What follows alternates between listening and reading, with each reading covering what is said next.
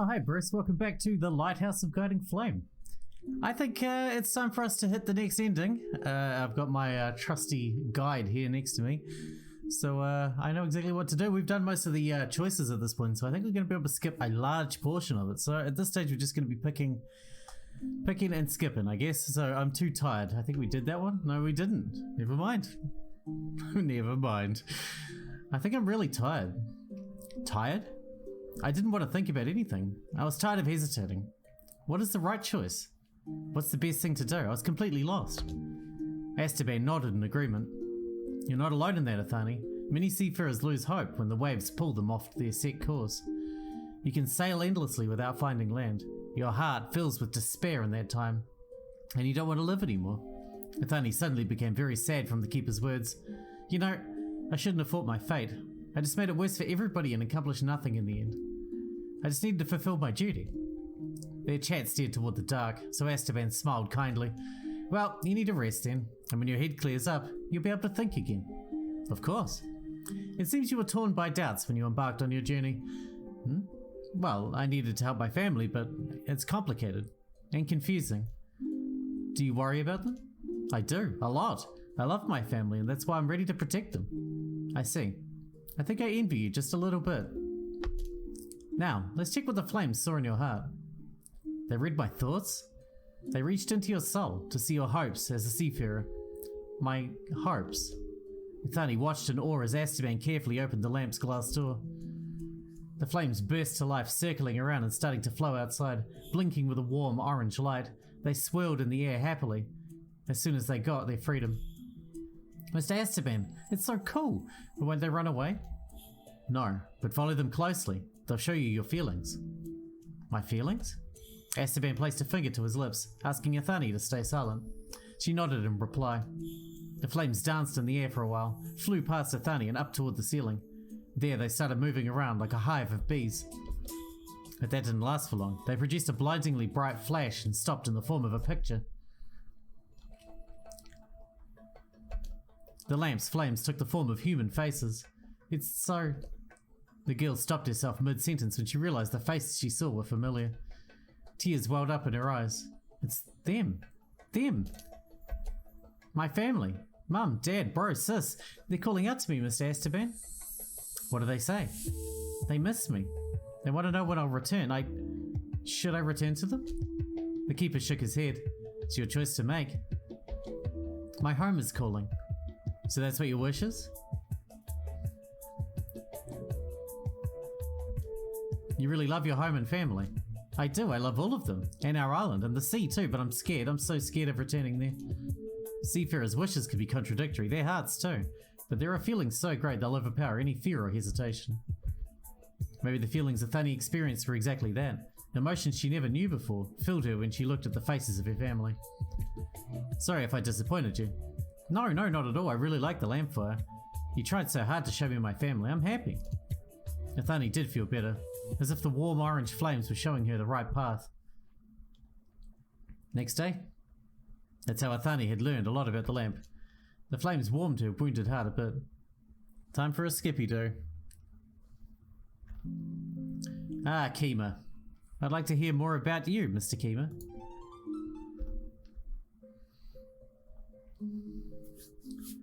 Tell me about yourself, please. About myself? Kima had probably never been this surprised in all his life.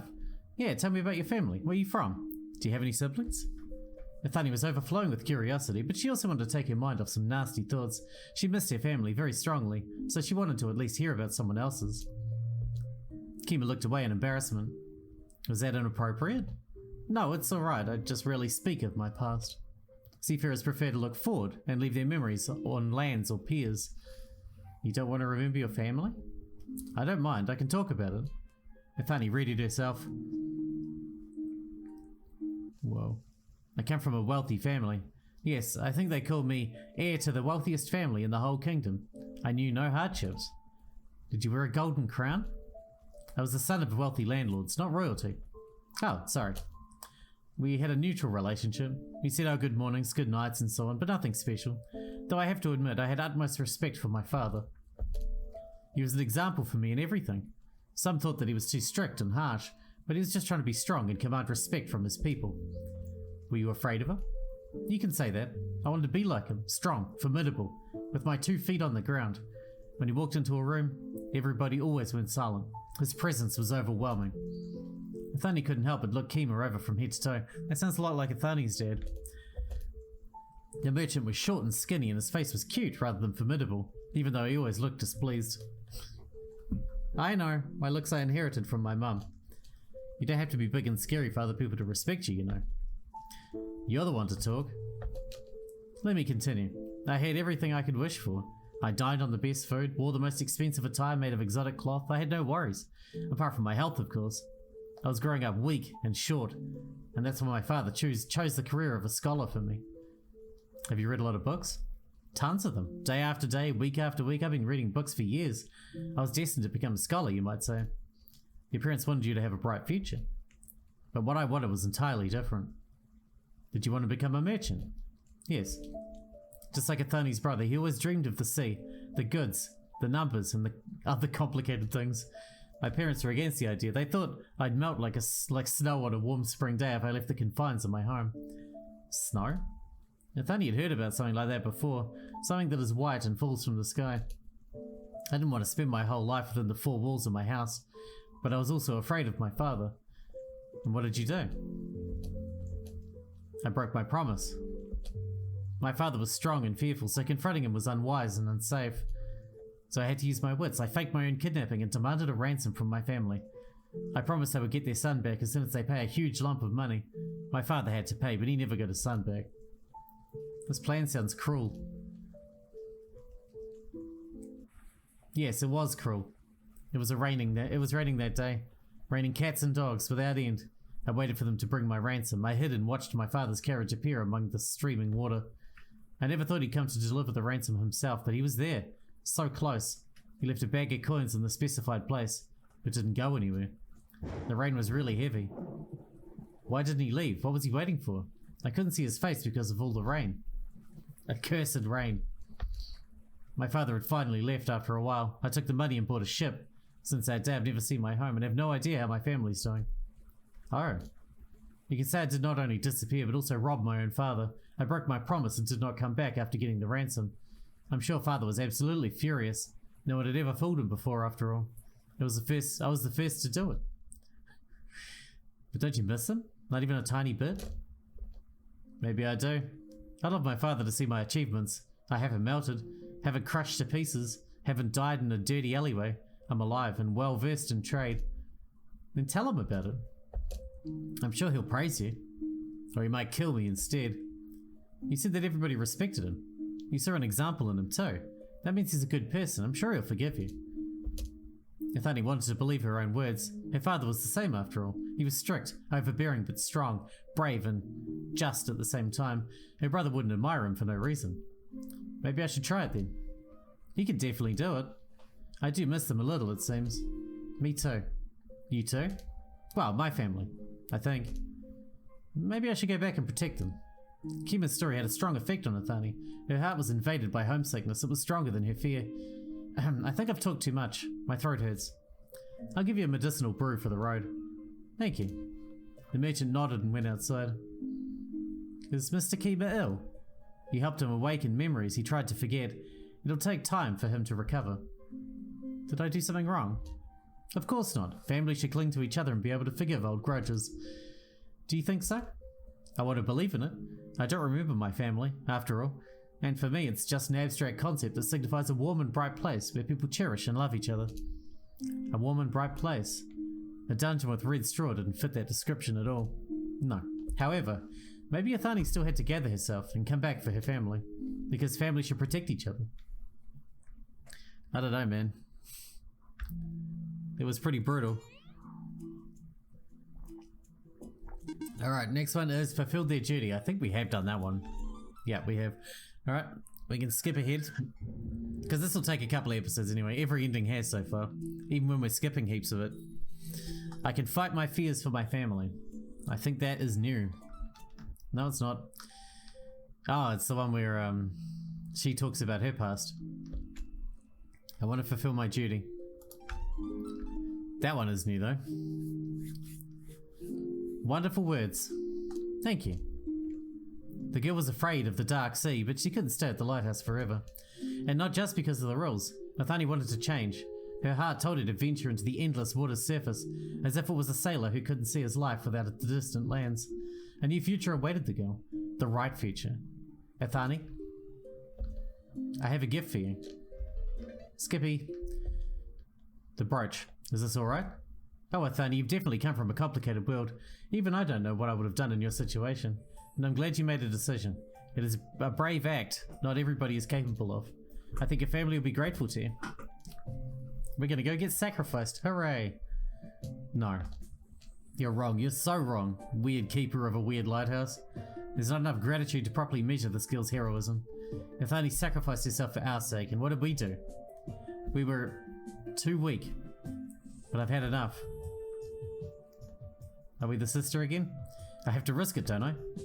I must at least try. I'm tired of waiting. That's all I've been doing for the last couple of days. This endless waiting is tearing me apart. Enough. I've had enough. Enough of the ritual. Enough of these clothes. Guarding runes haven't helped us once. Why'd you give the brooch to me? Why'd you trust your older brother who wasn't even able to grant you a single wish? It's not that easy. It's never easy. But I won't back down. I'll save you, Ethani. You're my dear family. Interesting. So now we're seeing it from the brother. He always wanted to leave his home village. Their island had no future. It was obvious even without the constant mockery from foreign merchants. Though at some point they did him a great service, showed him the outside world. A city on the mainland conquered his heart. He was absolutely sure. He won't rest easy on the island anymore. The world was vast, so why must he limit himself to being a fisher like his father? He deeply respected his father, so much that he'd gladly make a captain of one of his ships, which he dreamed of day and night. Yes, a bunch of merchant ships under his command. That's what he dreamt of, but his father would never agree to that. He was chained to the island and carried the weight of responsibility because of the curse. Merchants said they never encountered any ancient monsters and only read about them in fairy tales. The existence of gods is unscientific. That's what they tried to make him see countless times while drinking beer and smiling at him, like he would smile at a clueless child. Leave those superstitions be. Aren't you too old for your mother's fairy tales? He wasn't. Not a single person on the island could stop believing in the vengeful deity, and for a good reason. Nonetheless, he decided to leave. Even if the curse existed, and he wouldn't be able to live outside the island, he'd still try. There was no other way. Tuan also wanted to escape. He had no idea she would agree to his plan, but the elder sister wasn't scared, and she demanded they take Ethani with them. He wasn't against the idea. He wouldn't have left Ethani on this horrible, dying island anyways. Too bad their parents would never agree to go with them. Cruel fate ruined their perfectly thought out plan before their eyes. A ship was supposed to arrive yesterday. Why was it still not here? Did something happen? It didn't look like there were weather troubles. He understood that something was wrong. He'd made a deal with the captain, paid half of the needed sum, and thought that there's not going to be any problems. But the ship wouldn't come. He had nothing to do but wait. So this is the exact same plan as we got in the last ending, except we're seeing it from the brother's point of view. That's interesting. Ethani was chosen as the sacrifice, a cheerful girl everyone took this horrible task upon herself. A sneer of fate, or someone's plot. Why was their family picked specifically? Could it be because they were about to escape the island? A nasty coincidence. Something didn't add up. Something wasn't right. The ship still didn't come.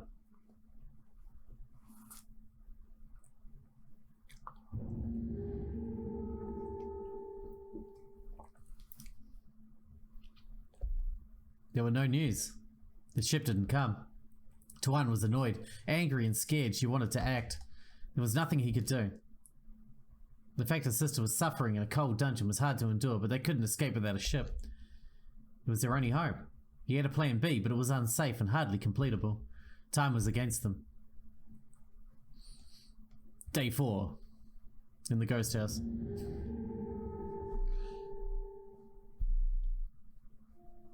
He promised to grant Ethani any wish, but he wasn't able to. The captain let him down, abandoned him. He didn't bring the ship when it was needed. Why? What went wrong? His heart was filled with doubts. The captain let him down and there was no way to escape. Right? Not quite. It was a possibility. It would be nothing short of a miracle, but they still had to wait. That's why it was best not to give Ethani any false hope. She could get happy and give everything away, or spill it out while being unconscious. They couldn't risk it, or their only chance would turn into smoke. Tuan was also better off not knowing. She was afraid for her baby and seemingly believed in the curse. Escaping the village before the casting day was one thing, escaping after it, another thing entirely. And there were also their parents. Their mum was extremely scared of the curse after what happened to her friend 12 years ago. And their father, he wouldn't listen to anybody. There was no choice. They had to wait.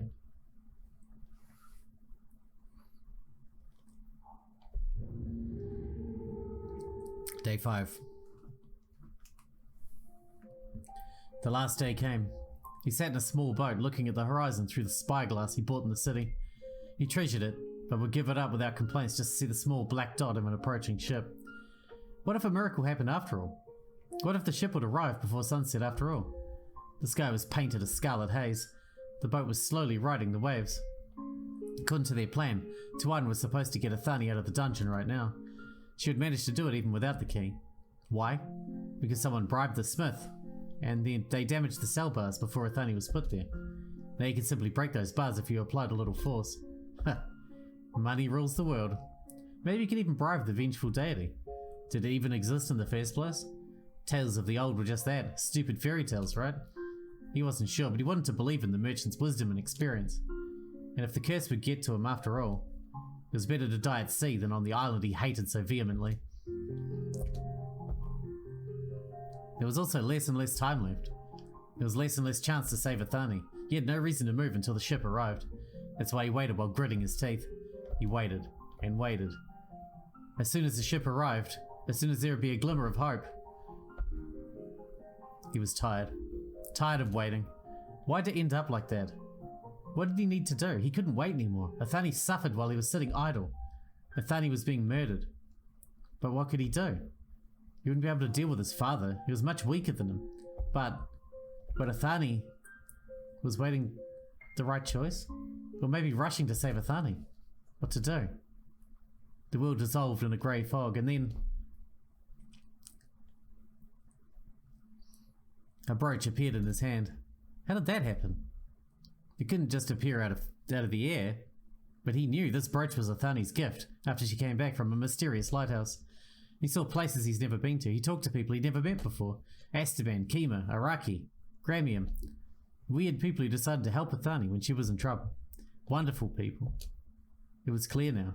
He raised his head, still looking into the distance, as if he was blind this whole time and now could finally see. It's all clear now. He realized what he was supposed to do. Thank you, weird strangers, for the warmth you shared with my little sister. I need to help Ethani no matter what, even if the ship never comes. She can't just die like that. She loves her family the most, doesn't she?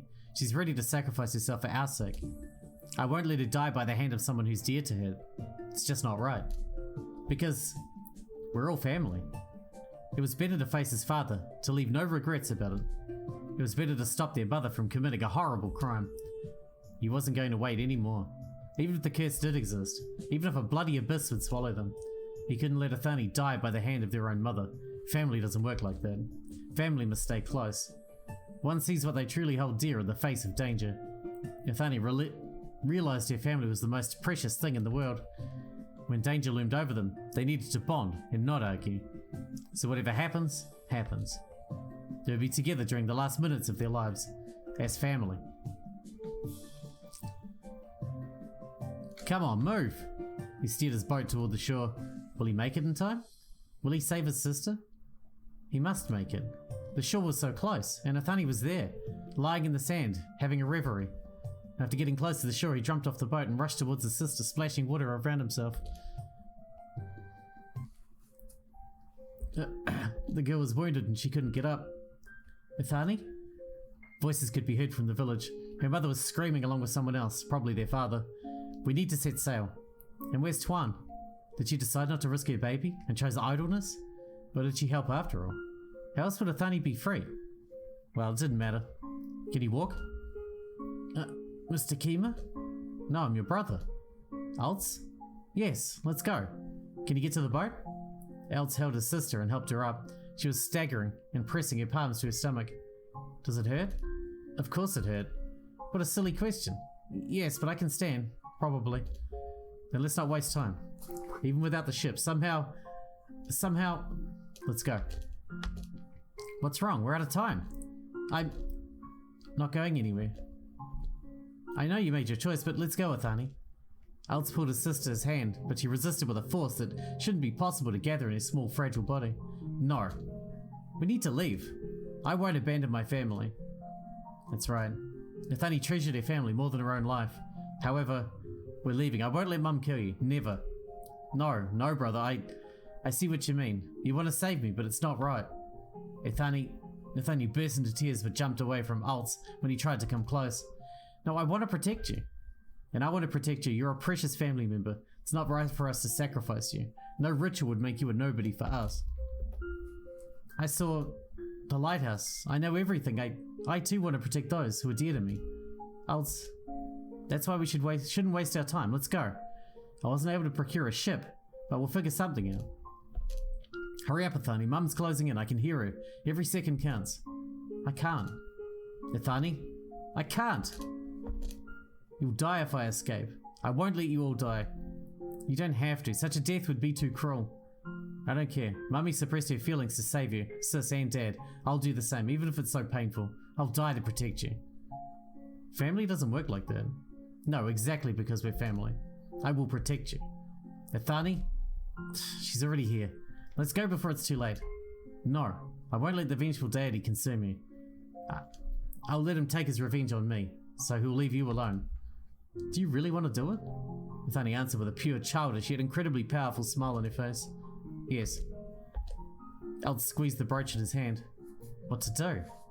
He saw what happened at the lighthouse. He knew how strong Ethani's will was, how all-consuming her love was. One sees what they truly hold dear in the face of danger. I have to be strong, right? Yeah. I have to respect your decision. Yes. Ethani? I could just carry you away without your will. You can't. I don't want it. You're just a silly child. Even a silly child is capable of loving their family and wishing it a happy life. Are you sure it'll be happy without you? Ethani? Are you... Twan's baby will be happy, I know it. And you too. You'll become a captain and ship trade goods. I'd love you to realize your dream. There you are. Are you sure? Yes, it'd be so stupid if we all died, right? Stupid. Let me fulfill my duty. That way, we'll both protect our family. It's gonna be alright. Alts, move aside. We need to finish the ritual. That's right.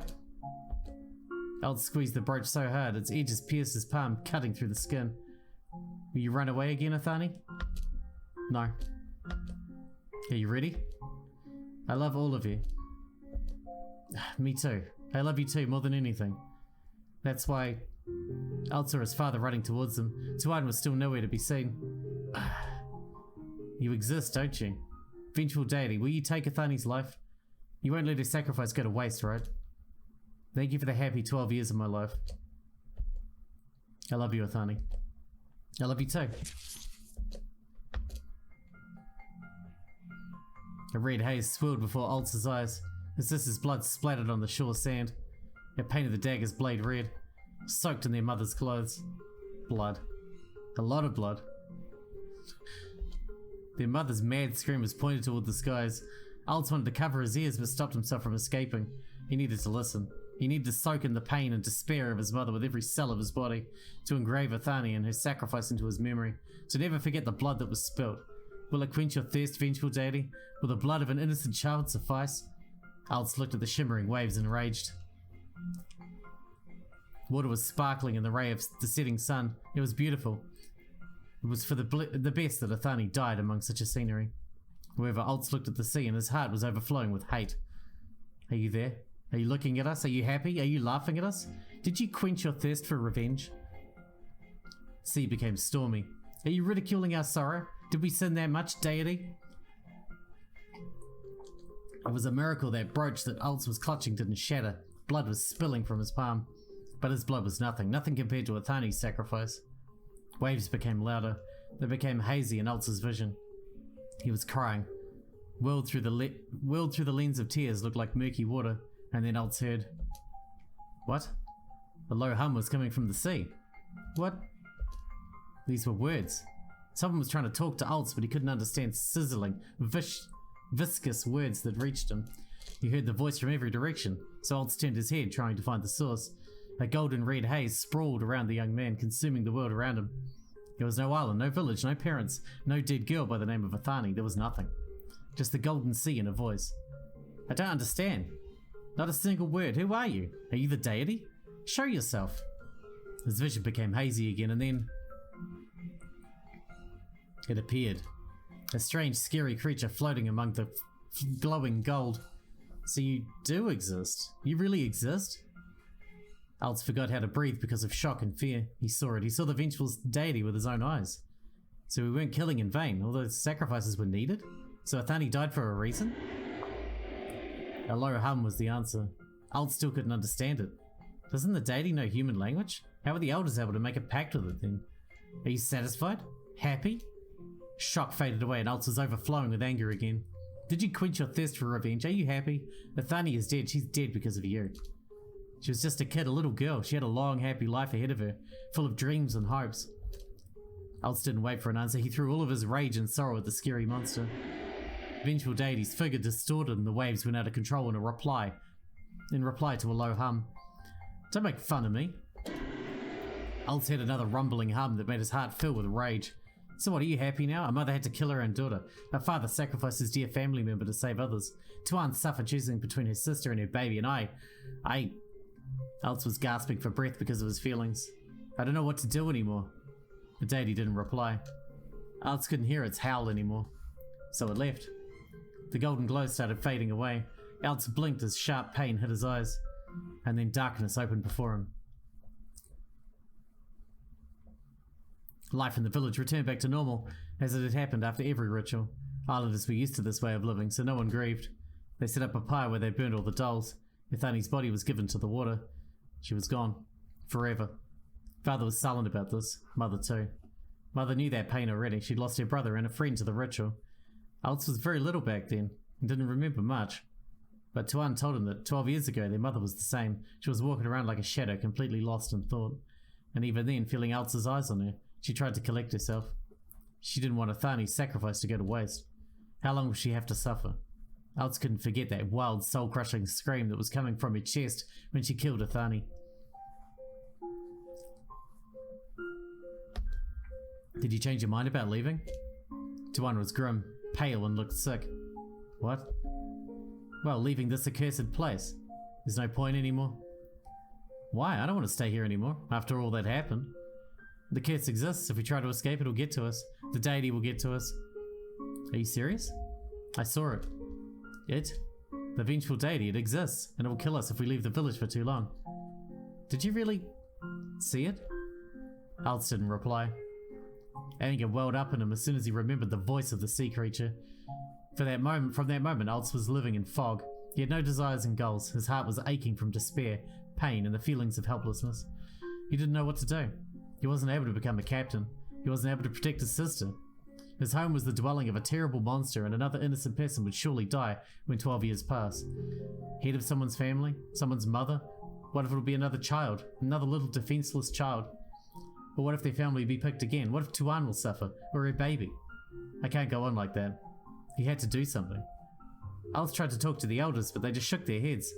Their predecessors tried to deal with the vengeful deity's wrath, but the ritual was their only solution. Alts cursed at the top of his lungs while standing on the sandy shore. Vengeful deity didn't reply. "You have to gather yourself. Only the strong can survive on our island. After the tragedy of the last ritual, I swore to protect you and your mum, whatever it took." She was crushed, broken. What she saw, I made an oath. And did my best to uphold it. Father's voice was filled with strange sadness, as if he was trying to win some sort of fight, but lost. To protect her, to protect you, and your older sister. Father stuttered, but immediately collected himself, as he always did. "Be strong." So that was it. So that's how it goes. Alts had even more respect for his father now. As the head of their family, their father carried a heavy burden without showing weakness.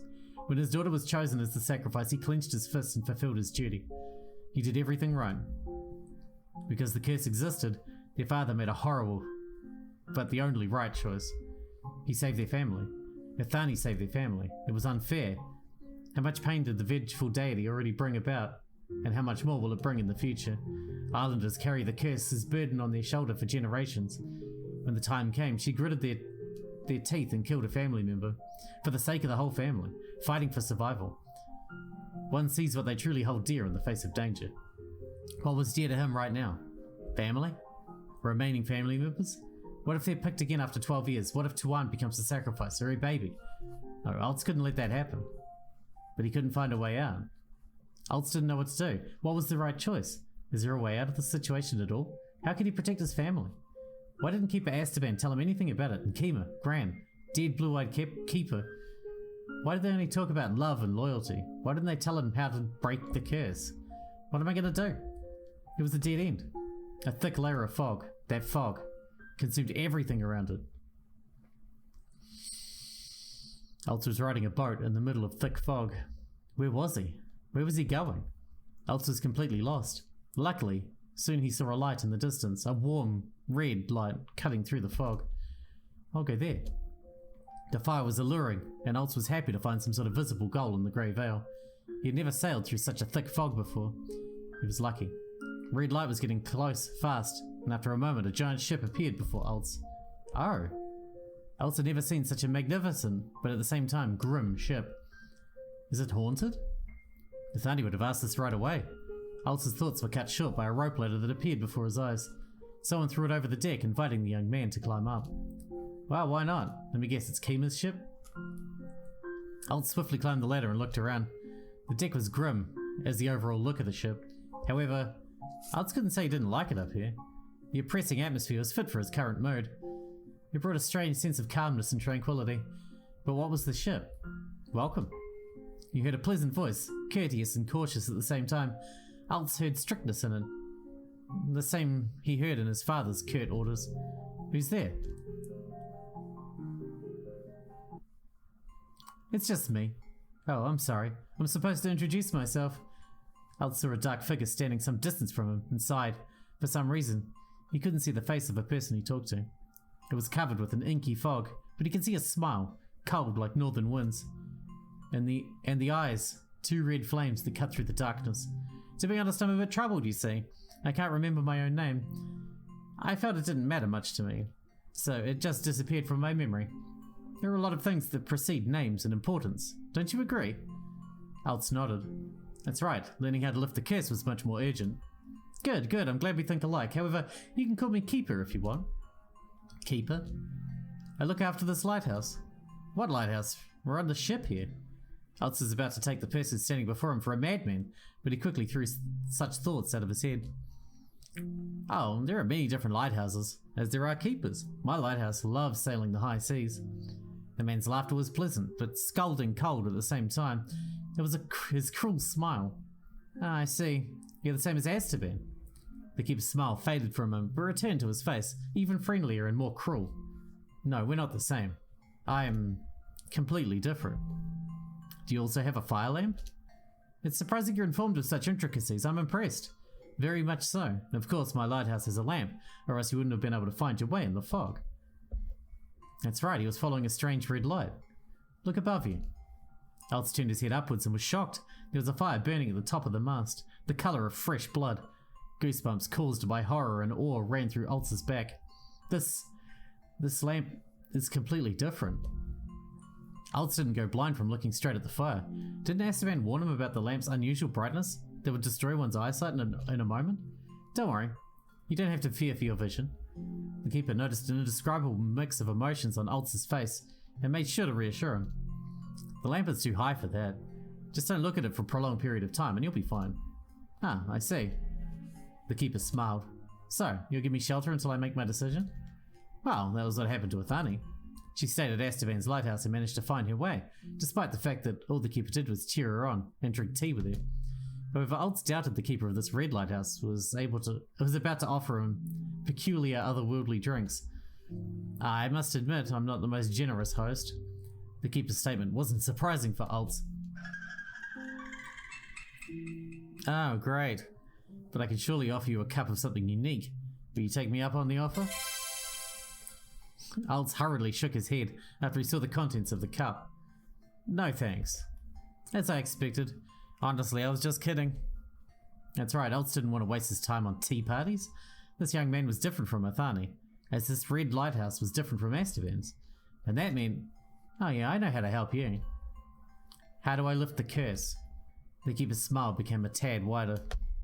It's not quite correct to call your situation a curse, since the root of the problem lies in simple incompatibility of living organisms. I don't get it. Oh, I'm sorry. Thing is, your troubles are not related to any sort of mystical power.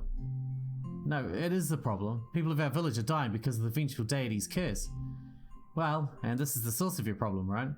Not a curse, but the creature you call the vengeful deity. And you're supposed to get rid of the problem sources. The keeper's smile was now openly evil, as if he stopped masking his true emotions. But Eltz wasn't afraid, quite the contrary. He was encouraged after getting close to the solution. Kill it. Just get rid of the monster and that's it. But how? How do I get rid of it? An evil, evil smile that was oozing a cruel blizzard. It isn't easy to defeat such a creature.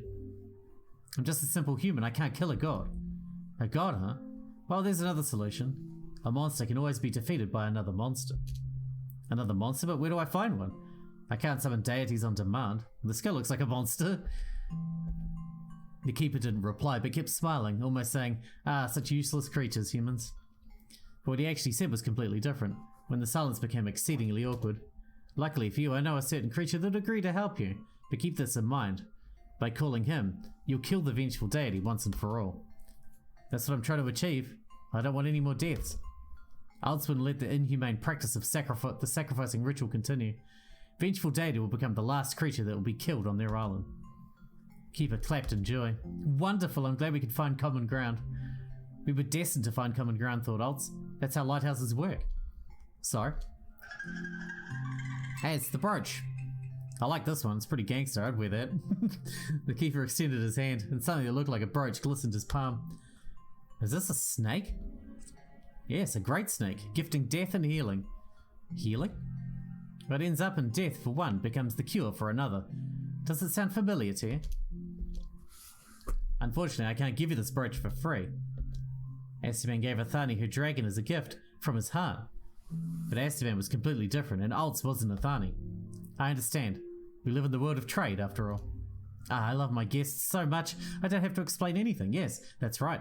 Salvation can't be obtained for free, and I'm expecting something in exchange. But I don't have anything. Oh, you're so wrong. Alts looked at his own open palm. There was a brooch in the form of a dragon there. Ethani entrusted him with it, but he didn't know why. Maybe Esteban's gift would be quite useful right now. Let's trade. Oh, what an unusual gift. Intriguing, very intriguing, I agree. You'll get your salvation.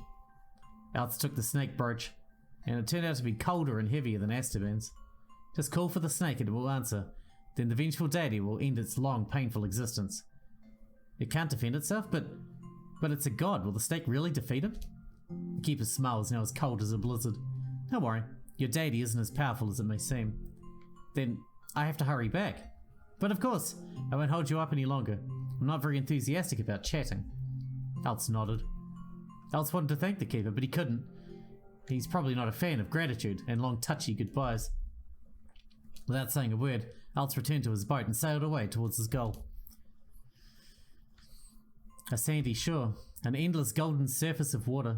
Here, Alts saw the vengeful deity for the first time, and last time. Here, their mother killed Ethani. You also die here. It was time.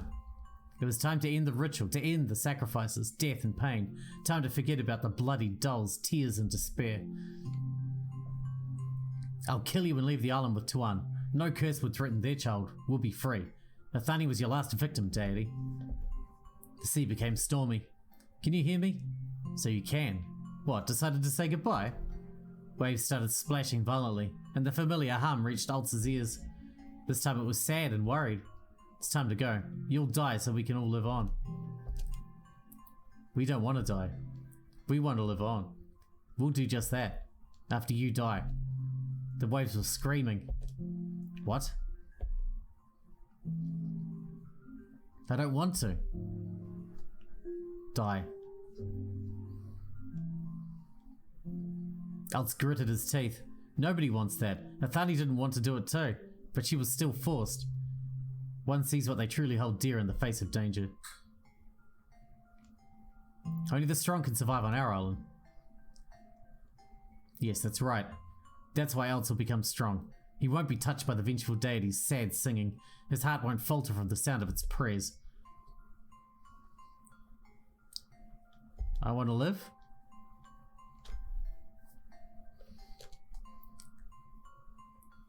As won't we? Alts threw the brooch in the water and the small black snake was swallowed by golden waves. And then the world shattered from a horrific howl. The deity was screaming. It pleaded for mercy with all it could, but the snake's fangs were inevitable and the poison in them deadly. A whirlwind of emotions made the sea bubble up and whipped the snakes. Painful screams were stuck in Alts' mind, but he didn't back down. It was necessary. For Tuan and her baby's sake. For the sake of his family. Then everything calmed down. The deity wasn't screaming anymore. It was dead. The curse was finally lifted. Everything was over. Ethani, I'm sorry I couldn't save you. I'm so sorry. Alt smiled. But I've slain the monster. I've saved the village. I'm sorry, Ethani. Sorry to be so late, but don't worry. Nobody will die anymore. You were the last. Alt turned around and headed toward the village. Everything was going to be fine from now on. Sacrifice ending. Whew, that was a little bit long, but I think we got time for another one after this. Alright, we got a couple more endings to do anyway. Actually... maybe we don't. That was the last proper ending. Apart from that, we've only got like bad endings and stuff. So we'll probably leave that one there, actually. So the main endings are the getaway ending, the fight ending, the resignation ending, and the dead ending, which was the one we got right at the start the first time. That was very good though. I'm very, very impressed.